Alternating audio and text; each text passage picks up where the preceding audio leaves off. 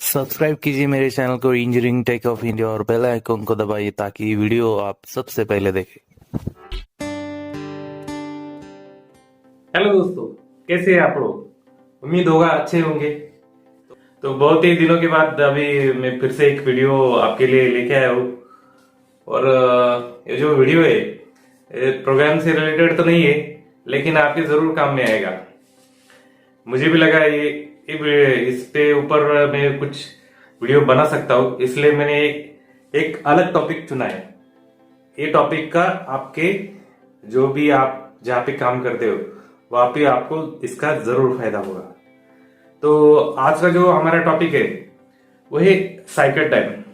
Cycle time जो भी आज का जो साइकिल टाइम है, मतलब हर कंपनी के लिए ये बहुत ही जरूरी होता है। आप किसी भी कितनी बड़ी कंपनी में चले जाओ, कहाँ पे भी काम करो, आपको ये जरूर पूछा जाता है कि आपका पार्ट का साइकिल टाइम क्या है। मतलब आप कितने मिनट में एक पार्ट बनाते हो या कौन से पार्ट के लिए आपको कितना टाइम लगता है। ये जो कैलकुलेशन होता है वो सेकेंड में होता है, सेकेंड के ऊपर होता है। जो आपका कैलकुलेशन होता है आवर रेट, MHR बोलते हैं उसको, मशीन आवर रेट। जो भी आपकी मशीन CNC हो जाए, आपका VMC हो जाए, उसका जो साइकिल टाइम कैलकुलेट करते हैं वो सेकंड के हिसाब से करते हैं। और पार्ट आपके कितने सेकंड में बन रहा है उसका कैलकुलेशन करके आपको उसका प्राइस सेट करते हैं कि आपको एक पार्ट बनाने के लिए आपको कितना कॉस्ट उसका आने वाला है। और जो भी कस्टमर है वो उस हिसाब से आपको पैसा देता है। यही है, सभी आप कहीं भी चले जाओ, ये कैलकुलेशन ऐसा ही होता है कि आपको सेकंड के हिसाब से आपको पैसा दिया जाता है। जो भी आपका मशीनिंग कॉस्ट है वो उसके बिना पर भी कैलकुलेशन होता है।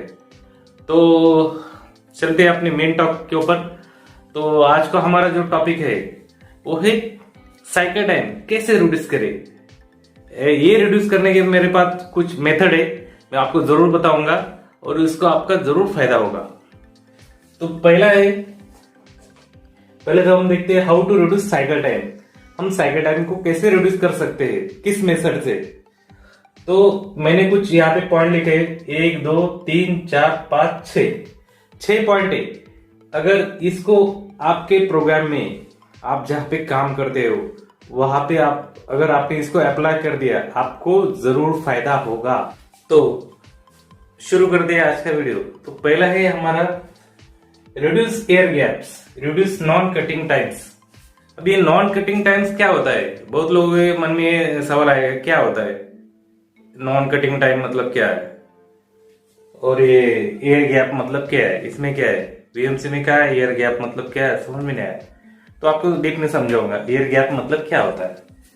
बेसिकली क्या होता है, हम जो मशीनिंग करते हैं, सपोज आपको ऐसा एक पार्ट करना है, उसको हम ड्रिल करते हैं, सब समझ लिए, हमको ड्रिलिंग करना है। हम जो आर पॉइंट लेवल देते हैं, आर लेवल, वो ज्यादातर क्या देते हैं, सभी एक बेसिक थ्योरी का इस्तेमाल करते हैं क्योंकि इतना ही देना है, ऐसा जरूरी नहीं है, आप अपने हिसाब से भी दे सकते हैं। बहुत ही लोग बोलते हैं 5 mm मतलब स्टैंडर्ड हो गया है, ऐसा कुछ नहीं है, आप अपने मन से दे सकते हो। और आपको लग रहा है इसको 10 mm भी दे सकते हैं, आपकी मर्जी। तो बहुत लोग सोचते हैं कि 5 mm सफिशिएंट है, मैं तो कहता हूं ये रॉन्ग है, आप उससे भी कम कर सकते हो। अगर पार्ट आपका मशीन है, मतलब अगर ये फेस होता है वही मशीन में और वही मशीन में आपको उसका ड्रिलिंग करना है तो आप उसको कम से कम 1 mm तक दे सकते हो। आपको पता है ये तो मिलिंग फेस है, इसको तो कम ज्यादा होना नहीं है, आपको डायमेंशन मेंटेन किया हुआ है, तो क्यों घबरा रहे हो। आप उसको कम से कम 1 mm तो छोड़ो, 2 mm तो कम से कम रख ही सकते हो। मतलब क्या हो गया, अगर आप 5 mm देते हो तो आप अगर उसकी जगह 2 mm करते हो तो 3 mm का आप हवा काट रहे हो, और हवा काटने का कोई पैसा नहीं देता आपको। हवा काटने का कोई भी पैसा नहीं देता है। जो भी है मशीन का जो एक्चुअल जो कटिंग टाइम होता है उसके ऊपर पैसा होता है। अगर आपने ये सेव कर लिया तो आपने आपके कंपनी में पैसे बचाए। मतलब जहां पे आपका साइकिल टाइम अगर 3 मिनट आता था, ये करने से आपके साइकिल टाइम में बहुत ही आपका साइकिल टाइम उससे कम आएगा। ये श्योर गारंटी के साथ कह सकता हूं मैं, आप जरूर ट्राई कीजिए। अगर जहां पे 5 में आपको लग रहा है नहीं भाई ये सरफेस है ना, ये फिनिश सरफेस है, उसके बाद में ड्रिल करना है तो कर ही सकते हैं श्योर, इसमें कोई दो राय नहीं है। इसमें आप जरूर 2 mm कर सकते हैं। जैसे रैपिड में आएगा टूल डायरेक्टली यहाँ पे आपका 2 mm पे जाके रुकेगा। 5 mm जहाँ पे 3 mm आप सिर्फ हवा काटने का मशीन को कमा दे रहे हो। मशीन से हवा मत काटो, पार्ट काटो। तो पहला मेथड हो गया। दूसरा, अभी बहुत बार क्या होता है कि हमें मिलिंग करना है। अभी सपोज ये हमारा पार्ट है, यहाँ पे हमको पूरा मशीनिंग करना है, ये पूरा सरफेस। तो क्या करते हैं बहुत लोग, इधर कटर उतारेंगे भाई, समझो यार ये 50 का कटर है और इधर ही बस 10 mm गैप छोड़ दिया भाई।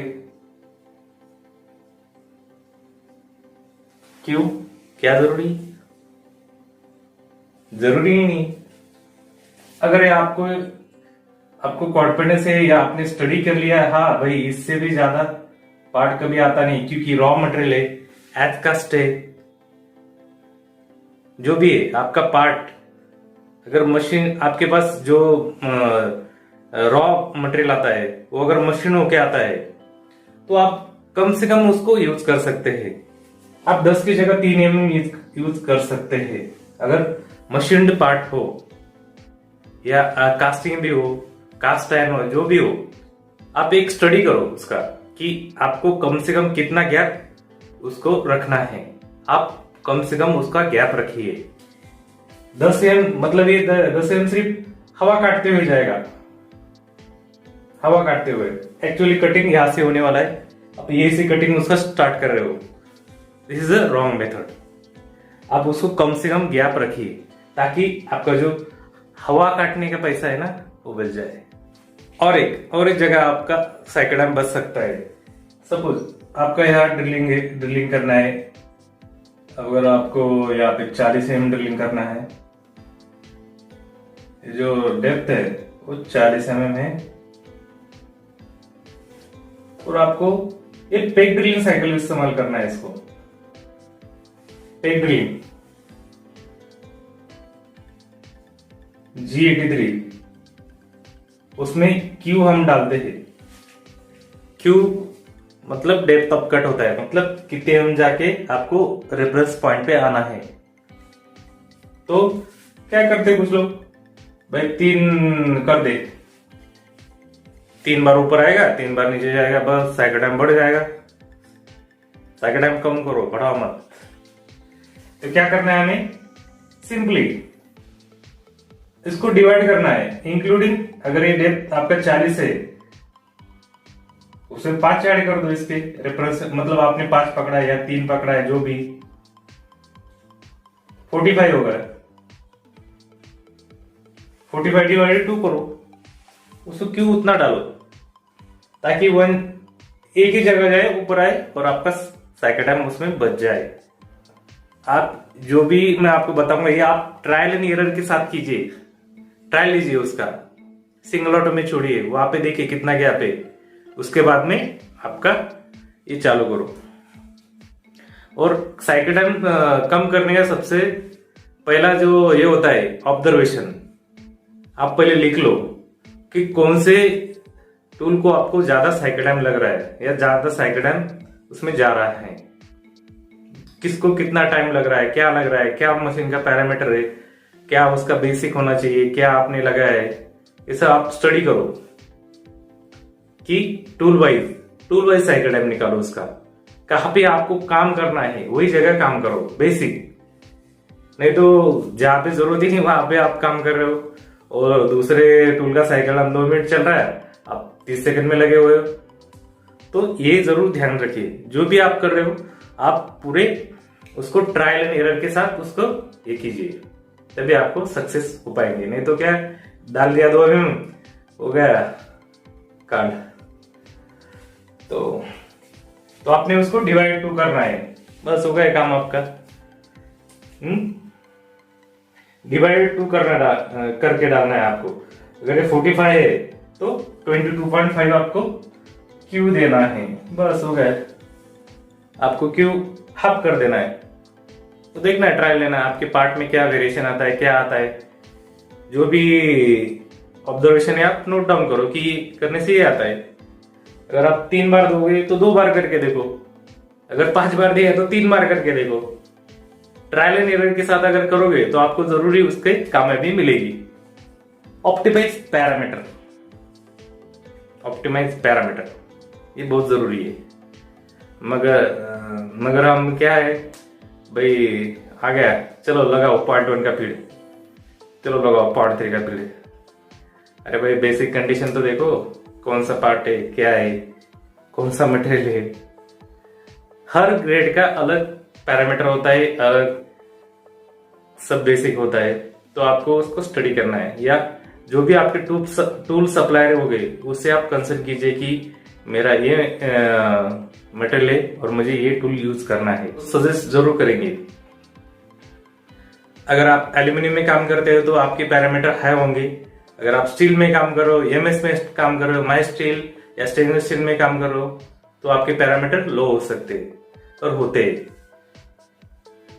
तो ये पैरामीटर, एल्यूमिनियम के पैरामीटर स्टेनलेस स्टील में नहीं चलते, स्टेनलेस स्टील के पैरामीटर एल्यूमिनियम में नहीं चलते, ये दोनों में डिफरेंस है।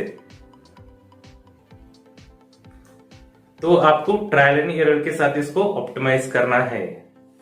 तो आपको देखना है कौन सा आपके सफिशिएंट है, आपके पैरामीटर आपके मटेरियल के और ग्रेड के हिसाब से आपको उसको चूज करना है।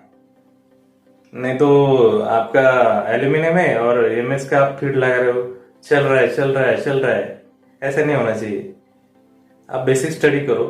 अगर एल्यूमिनियम रहा तो उसका हाई पैरामीटर पे चलता है। अगर सपोज एमएस स्टील में आपको 3000 आरपीएम भी बहुत हो गया आपको।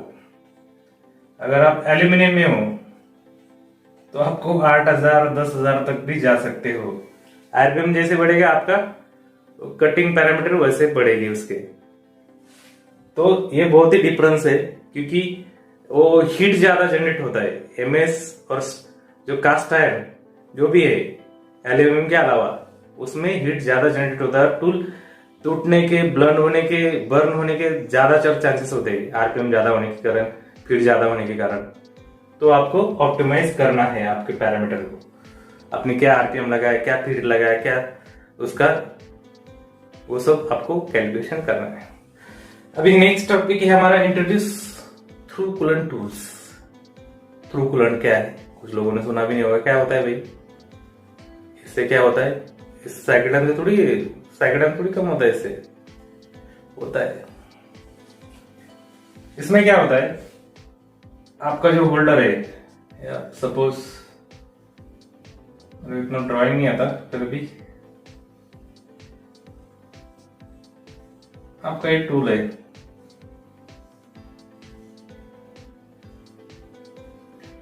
ऊपर से जो पुलसट होता है इसमें से पूरा थ्रू आउट होता है। और जब आप टूल क्लैम्प करते हो, यहाँ पे कॉलर रहता है, कॉलर में जब क्लैम्प करते हो, कॉलर भी थ्रू रहता है, कॉलर में भी जगह रहती है और टूल में भी रहती है। टूल में भी 2 होल दिए रहते हैं। ऐसे अगर थ्रू कूलेंट आपने ड्रिल देखा होगा या किसने नहीं देखा होगा तो बता देता हूँ, ऐसे होल रहते हैं। ड्रिल हो, आपका टूल हो, कॉम्बिनेशन टूल हो, बहुत सारे टूल होते हैं, उसमें थ्रू कूलेंट दे सकते हैं। उसमें क्या होता है, डायरेक्टली यहां से आपको जो स्पिंडल है, स्पिंडल में ही प्रोविजन रहता है, मशीन में ही प्रोविजन रहता है। जिस मशीन में प्रोविजन है उसी में कर सकते हैं। डायरेक्टली हाई प्रेशर कूलेंट यहां से कनेक्टेड रहता है स्पिंडल में से, और आपके जो टूल है वो टूल से निकलता है। और बाहर से भी दे सकते हो आप, बाहर से भी कूलेंट दे सकते हो और अंदर से भी रहता है। मैं दोनों जगह आप उसको कूलेंट उसको सही तरीके से पहुंचा सकते हो। उसमें क्या होता है, जब भी आप थ्रू कूलेंट का टूल इस्तेमाल करते हो तो आप हायर पैरामीटर दे सकते हो। ड्रिलिंग होता है, सपोज ये ड्रिल हो रहा है, यहाँ पे जितना डेप्थ आप जाओगे तो उसका जो बर इधर फंस जाता है, निकलता नहीं। तो बहुत बार क्या होता है, जो प्रेशर से कूलेंट ये जो बर है उसका ये बाहर निकल जाता है, क्योंकि ये प्रेशर से पॉइंट के ऊपर गिरता है, ऊपर से इसका प्रेशर ज्यादा होने के कारण है ना, पूरा बर जो है वो बाहर निकल जाता है। तो आपका टूल अटकता नहीं है, उसमें फंसता नहीं है। ये थ्रू कूलेंट टूल के फायदे होते हैं और ये होना जरूरी है। और आप हाई पैरामीटर पे चला रहे हो, कटिंग पैरामीटर ज्यादा है आपको हाई आरपीएम पे चलाना है, तो ये आपके मशीन में फैसिलिटी होनी चाहिए।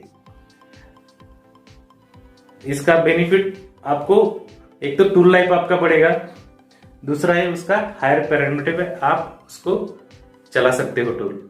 ये दो बेनिफिट है इसके। इससे अगर हायर पैरामीटर पे चलाएगा तो आपका साइकिल टाइम भी कम होगा। बेसिक है, सिंपल।